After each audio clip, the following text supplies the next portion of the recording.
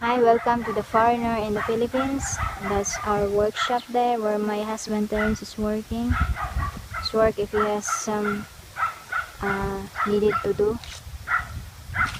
And that's our house. Not finished yet, but it will finish soon. That's my husband out there.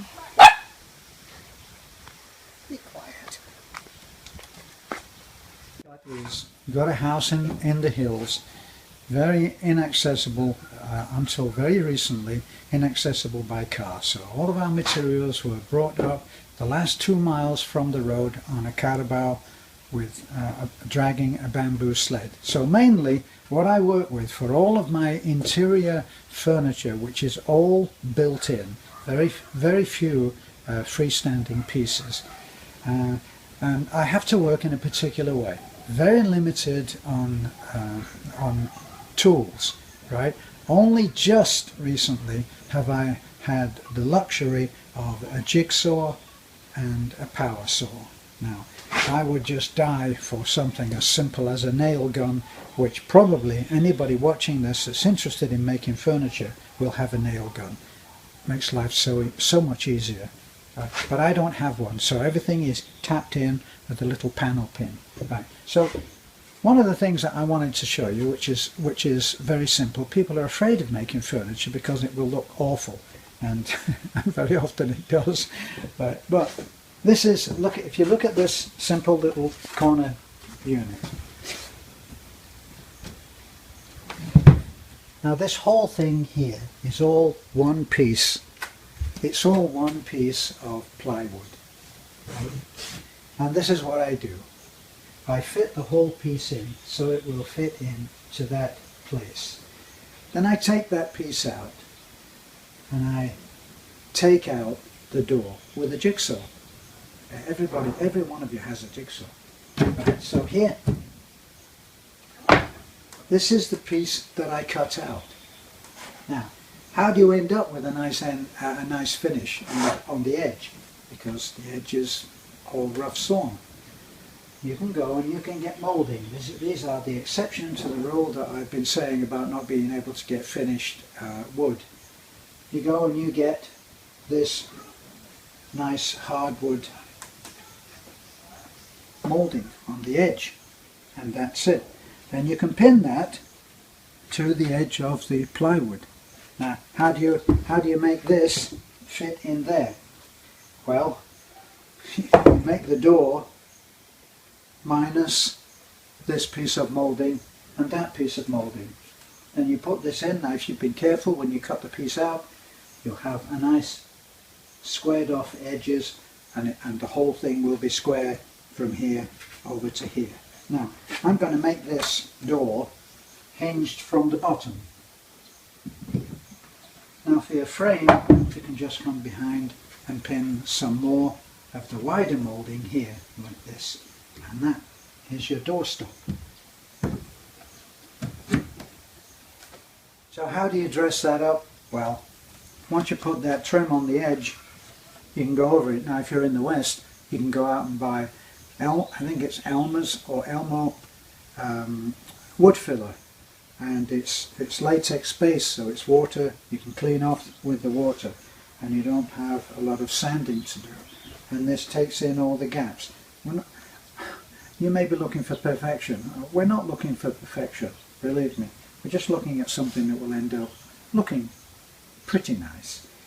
Then I dress it up by putting on layers of 1/8 ply. It's cheap. And depending how you use it, how imaginative you are with your designs, you can actually make this look right. And in my particular case, I like using the rivets, and I use the rivets up here to actually make something decorative. So you said I'm going to hinge that from the bottom, and I put little bits of trim in like this. I accidentally found this little design. I did something on something else and I liked it, so now I repeat it. I repeat it whenever it seems appropriate. So that's that little cabinet there. You can see exactly the same thing. Now with this I fitted the piece in here. I got that so it fitted in right. Bit of trial and error, and you can get that piece so it's fitted in. The object of doing that is so that you don't have to make a frame. That is your frame. How do you make a door that fits? You cut it out of the piece that fits in there like this. You make sure that your pencil work is right, and you use a square, and all of these angles are all set. Once you've done that, you cut out for your door. And then once you've cut out for your door, you go in. I haven't put the hinges on any of this. You go in and you fit your moulding. Fit your moulding in round here, and then put a little stop in there. Then decrease the size of the cutout by the double thickness of this moulding and that moulding there. Then when you put it back, you have a door that fits. And then you dress it up exactly the same as that. So there's a kind of a theme is going throughout the whole thing. And we've just got it. You just got it wedged in. Okay. Now making a staircase will be a whole other thing. But I made the staircase out of the same material. And I did it. Maybe not. It may not be the Yankee Workshop. It's a good staircase. It's solid. It does exactly the job, and it's made out of the same inexpensive material as is the board. And come around here, honey. I've repeated this theme. This is all in the same stuff. Repeated this thing. Here's the same technique. This will be a fold down hatch into the kitchen, and it will be hinged on the bottom and have the stringers here.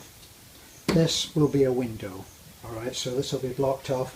We won't need to have that, and we'll come in and we'll be able to do it on this. Okay, door is done exactly the same. You come around here. I wanted this to be a quiet area. Right, people are going to be over there. Possibly there'll be a TV up there.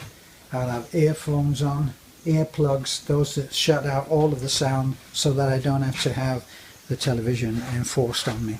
Either that or the television will be up in that corner there. Okay, so we're not going to show how untidy our couch goes. Now, what have I done here? Believe it or not, we used to sleep on this before we bought a mattress, but rather than throwing it away, I actually butchered it into this, and we make this. You'd be surprised how comfortable this is.